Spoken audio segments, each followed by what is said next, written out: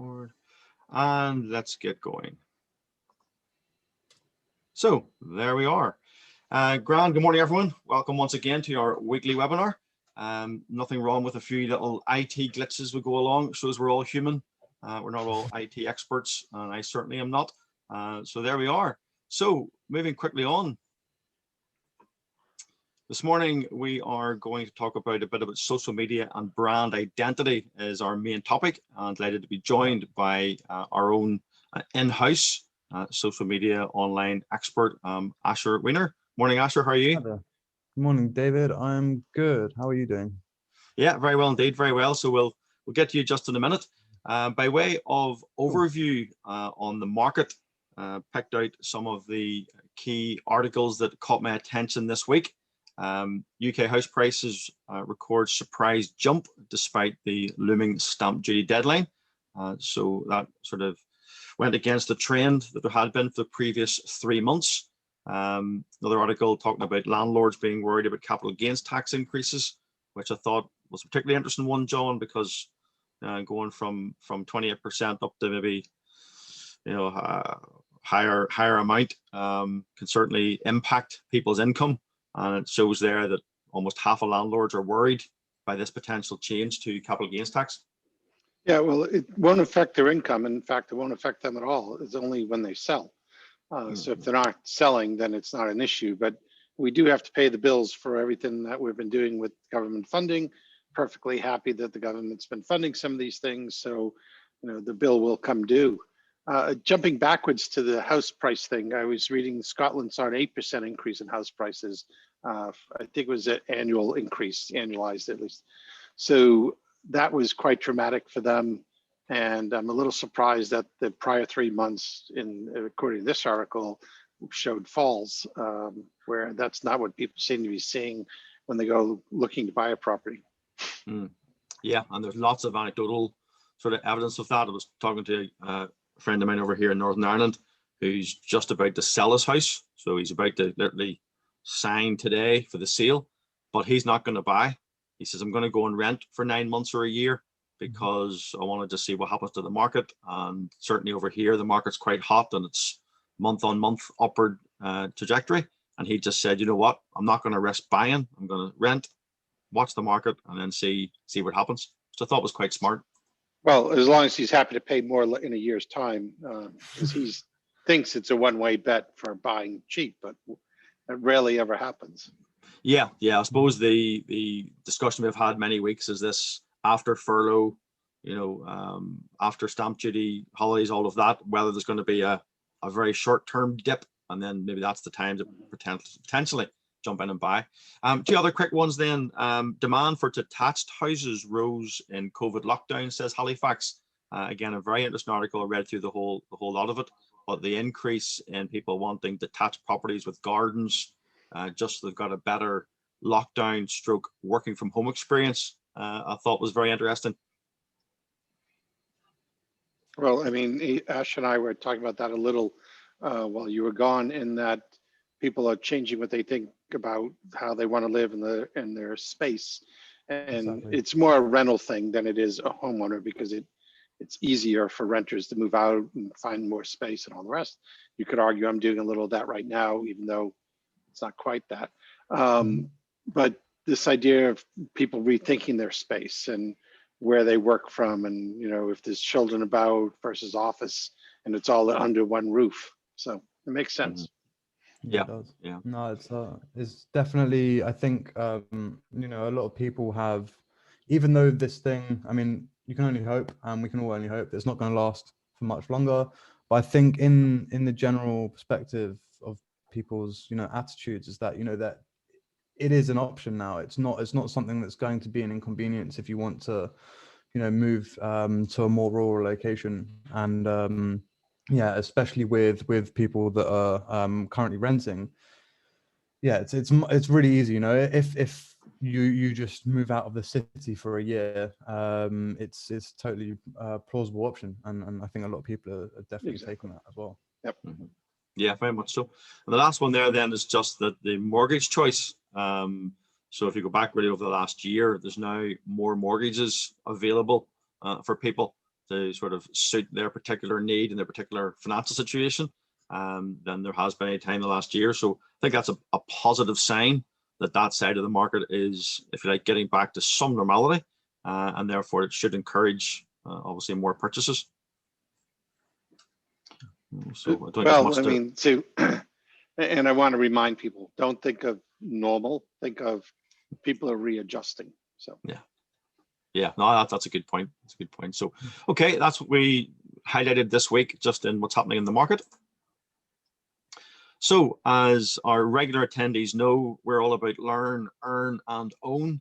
And these weekly broadcasts are about education, keeping people in touch, giving them somewhere to tune into on a weekly basis and pick up a few tips and nuggets. And we're leading into a phenomenal event that we've planned for next Friday.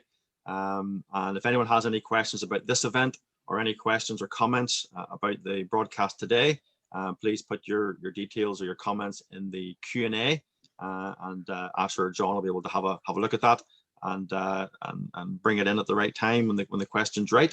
Time-wise, sometimes we're not able to take all the questions, but we certainly do our best to give shout outs and get comments. So next Friday, 10 a.m. to 1:30 p.m. Really excited by this, really looking forward to it. We're doing a crowdfunding masterclass.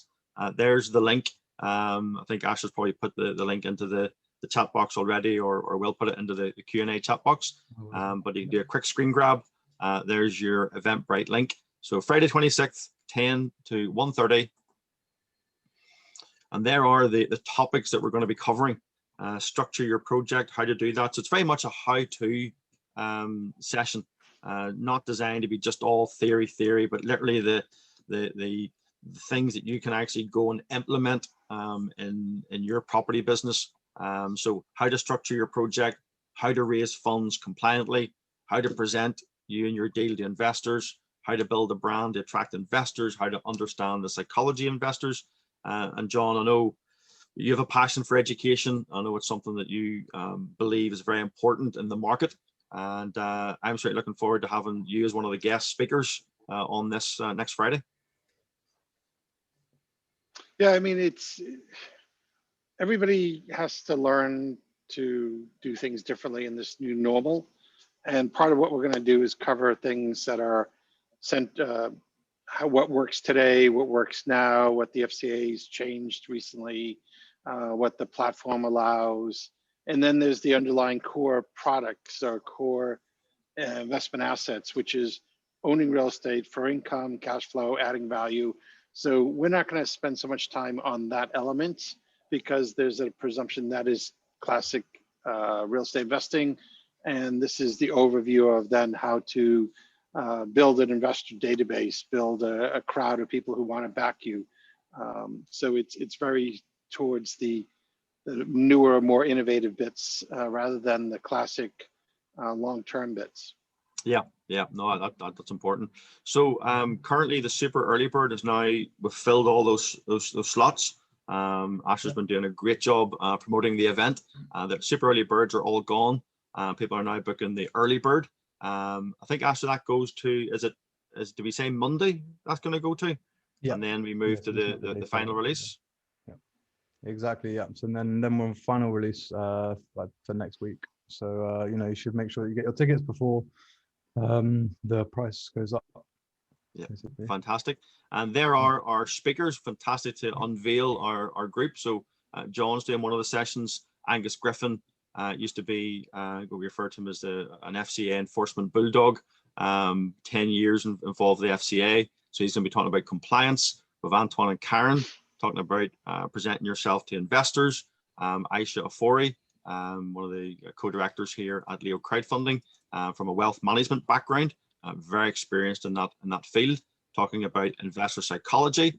And Asher is going to be talking about the social media side, which is what he's going to be giving you a little bit of an insight in today. So our real lives today that we focus on is this part: build a brand, attract investors. And we have the man himself here today, Mr. Asher Wiener. So brilliant, Asher, you're wearing a different hat now. You're wearing your social media sort of expert expertise that you have.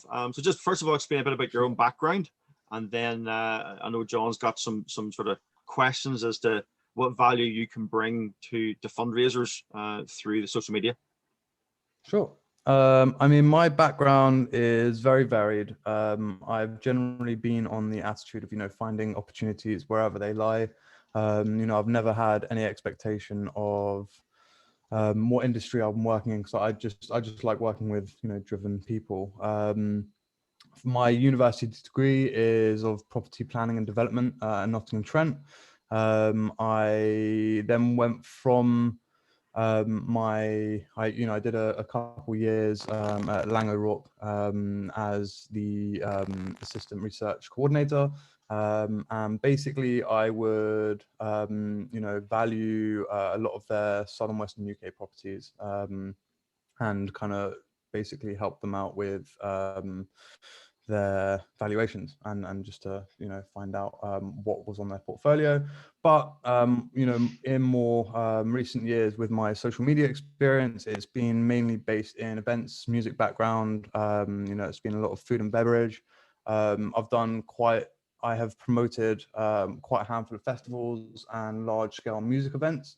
Obviously lockdown hit, the world changed, and getting large crowds of people into compact rooms is not really on people's minds right now. So I've retrained, and I've used my skills to basically come into Leo, and I guess go back to my previous interests of property and promotion, sandwiching those together, and I guess here we are today. So it's great to be able to show people how to build their brand through such a platform. It's been something that I've been working on for quite a few years with a lot of different clients, and yeah, it's nice to finally be able to put my interest in property and my interest in promotions together, really. So I have a quick question, or way I want to sort of redirect you. So Sure. A lot of people talk about building a brand, but for a lot of the property investor types, the developers, the people that have portfolios, people who have been doing it for a little while, I would argue they don't need to build a brand. They need to let people know they have a brand. Exactly. So how does a person with experience get their brand out there or get their message out there? What should they be doing? I think, well, it's a great position to be in, because when you're already you've got work coming in, and that's something that is your life, it's just all you really need to do is document that, be as honest as you can, and the way in which you document it is really the thing that people are interested in. It's about showing the truth behind your work, and actually giving people information. I think that one of the most important things on social media is informing other people. If your social media profiles are providing really genuinely good information, that is really your content and the way in which it's put out there. Obviously the way it's been designed and the way it's been eased out into the crowd. It can be exponentially helpful to your brand when you have this connection with potential customers. I mean, I feel like as an investor, as a fundraiser, anyone can be a potential customer. So it's a great way to really get your reach out there and convert people into customers, and also Cool. I guess eventually promoters. So you talk about customers, or I might say investors. You talk about get your message out there. So can you explain to me what you mean by engagement? So engagement, it's quite, I guess it's a really broad term that you hear quite a lot, but engagement realistically is your connection with your audience. It's the, I guess it's likes and follows, but be all and end all, it's actually how much screen time you really have with your followers, with people that might be interested in your work, and it's how much they respond. And that response can be really broad, just from someone checking out your links, to them actually spending time on your page and looking through your posts. I think all of these things are extremely important. And when you yourself are scrolling through social media, you don't think about it as much, as deep as, I'm scrolling through this person's page, and maybe, now I can be prone to their advertising, or maybe I'm now being built into their audience. So it's really it's amazing just to see it all kind of happening. Social media is such a fast-paced world that the actual platforms themselves are constantly changing. So it's really important to also keep up to date with how those change. I mean, I always have people ask me about Facebook algorithms and stuff. Obviously, how does it all work, and how do I get more likes? And my genuine answer always is, it's your content. It's really how you portray yourself, and how engaging, how much do you get people, how much do people really spend time watching what you're doing, basically. So I if think, I was trying to raise money and you're Mhm. confusing the hell out of me because you're using all these terms that I know nothing about because I'm a property person. apologies. No. But what I'm saying is that that's how the story runs in their head. Is like, Mhm. what is all this shit he's talking about? So are there very simple metrics I could use? I mean, to me, engagement also includes, does someone talk to me? Does someone ask me a question? Right. Are there simple metrics, and how does Leo crowdfunding make that easier? Okay, so I mean, by the way, I'll kind of be able to go into a lot more depth with this, next week, Friday, during our masterclass. Okay, I've actually cool. posted the link up in our chat. So not just a 5-minute version. I get it. Yeah, Okay. because this is a little snapshot. But really, someone asking you a question about what you're doing is totally engagement. I think that generally is the first step to your funnel. I mean, it Funnel. takes some See, time. now you're. I'll This is one of I'll the things. explain Okay. your sales and marketing funnel is the I guess in the shape of a funnel. At the top, you have your the people that you are reaching on a very broad basis. It's usually your informative posts, things that gain people's interest. There's also events that you put on, or you yourself, John, you do your monthly online broadcast. Mm-hmm. So that's something that will attract people. But it's the later stage of the funnel is them asking questions, you responding, and then that might actually draw their interest into checking out your website. And now that you have them on your website, you're actually able to target them differently. You actually are able to cache their information, and basically you can then advertise to that person to then sign up to your mailing list, and before you know it, they're becoming more and more a part of your online community.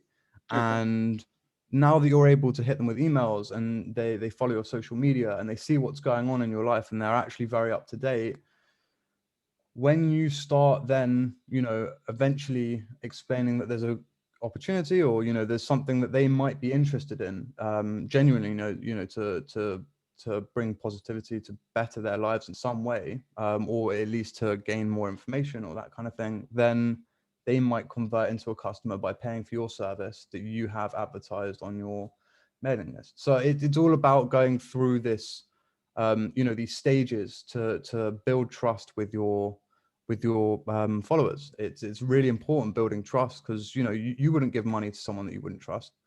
Okay. So Yeah. same thing So happens that's online. maybe the ultimate measure is if someone's willing to invest with you, you've established trust. And it may be a progressive thing, and maybe a smaller investment before a bigger investment. So I like to use it's a journey, and that it's like dating, and it's a progressive thing about building a relationship with each of your investors, but doing it on scale. Yeah. So I think that's a fascinating sort of lifting of the bonnet, if you like, to look into what you're going to be talking about next Friday in obviously more detail. And I think it is such a relevant topic, Asher, because more and more fundraisers recognize, particularly because of lockdown, they recognize that the whole online world, it's just something they're going to have to engage with, and ignore it at your peril in many respects, because you're missing out an opportunity to engage with potential investors, to get the brand that people have out there to more people. So I'm really looking forward to next week. And I know you've been working at putting together your slides. I know you're excited about delivering this next week. So I think it's going to be huge value, Asher, in what you bring. Cool.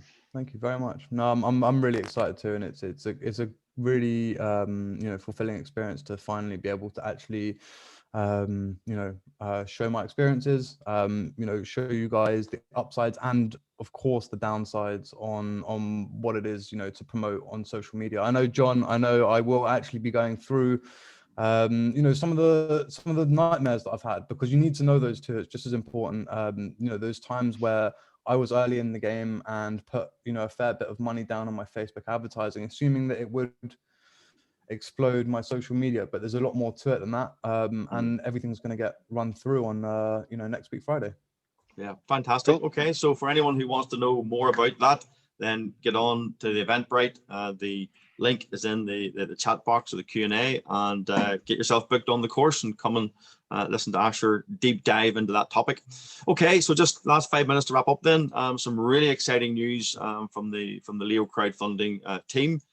First of all, our Oak Gardens project, which I know we've been talking about for a number of weeks now, as we went from the pre-launch, doing a couple of project webinars with Tatiana, the CEO of Atalan Homes, through to the actual launch and now to the end of the project. Well, we finished with a very successful raise, absolutely delighted, reached the minimum target, exceeded the minimum target, and we ended up at 136,700 from 51 different investors. And I think, John, more than anything, that's a really important figure, because it shows the reach of the audience, but also the level of interest that people have had in this project. Yeah, there's a point about that, which I think is, I can now let the cat out of the bag a bit. So, and Tatiana might have mentioned this, but Tatiana's a client, and one of the things, she has another project coming up down the road. There's no timeline on it, but it's to build out a plot of land next to this plot.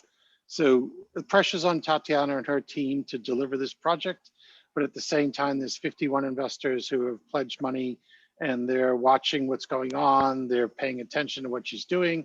And then when it comes time to do that next raise, this is a natural audience to have an interest. And it doesn't mean they'll necessarily invest, but I'd rather see 51 than 5 when it comes to building an audience for her business, for the growth of her business, future projects. So 51 people are road testing Tatiana, she's road testing them. It's an opportunity for a future engagement. Yeah, and I think what was interesting is that Tatiana came from, she did a case study. So that at first kind of raised her profile on the platform, but that was like 4 or 5 months ago. And then she moved into this process of the raise. So again, I think it does show that the sort of the pathway that we have of, being a stranger to our investor base, to then engaging with them, doing some project webinars, right through then to having gaining their confidence to get them to pledge in your platform or your project, I think shows it's a very, very successful model that we have. And this has certainly been a very, very good raise. And Asher, big shout out to you. I know you did a really good amount of time and effort into putting together some of the assets for this, and you worked very closely with Tatiana and the CGI imagery, which I thought were fantastic. I mean, I'm sure I shouldn't be saying this, but my job was very easy on this one. I mean, the project itself was, it's an incredible project, and it basically sold itself. The imagery that Tatiana provided us is incredible, and the plan behind it is great. So it's no surprise to me that we've reached, well, we're much past our minimum target, and it wasn't too hard at all, I must be honest, because it's such a great project in itself. It's sold itself. Very, very modest. I like that. Very modest. So just to wrap this bit up then, I know I can see a number of people who are attending the broadcast today who are investors in this project. So the shareholder agreement will be going out probably tomorrow for people to have a look at, do a final acceptance. And then once we get the drawdown, Tatiana plans to do a project webinar almost immediately, so we can update the investors on exactly where she is and her plans for getting on site in early March, and really trying to move this project forward. So you can watch out for that, and you can join that webinar, and it'll be really, really interesting. So another very, very exciting day for us. Not only did we fund a project yesterday, we now launched another project today that goes live at 12 noon. This is our Citygate house project in Leicester. Again, one in the pipeline that we've been working on behind the scenes. It's a minimum 400K, maximum 600K raise. There's a 20% per annum projected ROI. This is an 18-month project. Minimum investment on this one is £1,000. And this project, as I say, goes live today at 12 noon. Now, we obviously what's very important, if you haven't already or before you make an investment decision, log in, download the offer document and ensure that you read all the information. But this is a well-known house, Citygate house in Leicester. You can see it there in the picture. And they are planning on refurbing the house you can see into 56 apartments. And there's actually a car park behind that they also have secured. And there's planning going in for further apartments. So this is really a two-phase project. And this initial phase is the refurb of this building. So very exciting. Really looking forward to getting this one launched. Again, there's been significant recorded interest on this project. So to be clear, the investment that is being opened today is for the first phase, or is it for both? Yes, just for the first phase, just for that initial refurb of the existing building. Okay, now we are doing a project webinar on this next Tuesday, that's the 23rd of February, 7 p.m. Again, Asher, if you get a chance, you can fire the link into the chat box, please. And this will be, VJ will be joining us. Seems to be an IT malfunction on my side. I don't know why the images haven't shown, but basically VJ, who's a very, very experienced developer, has constructed sort of numerous apartment projects and then exited to funds by way of sale. So really is phenomenal knowledge of this sector. So he's going to be on next Tuesday, 7 p.m. Get yourself registered for that, and you can come on and have a good look at this project. So we're also in the background preparing the Kings of Witcham project in Cambridgeshire. So we'll keep you informed with that when we get ready to make that view deal and let people have a look at it. This is 8 houses being built up in Cambridgeshire. Again, another very interesting and exciting project for us. So those of you that know, John and I do have sort of selected clients that we work with on a consultancy basis. So if you are interested in reaching out, reach out to John via social media, LinkedIn, Facebook or whatever, or myself. The details are on the screen. And John and I are quite happy to have a 15-minute conversation with you free of charge. And if then we feel there's some value that we can bring to the table, it might be structuring a deal, it might be preparing for a crowdfunding raise, or whatever value we can add, we're happy to have that conversation with you.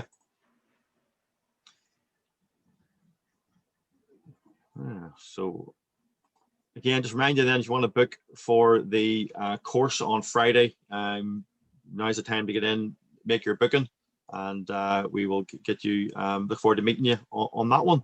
So that's really it for today, guys. Any last minute comments or any wrap ups, John or Asher?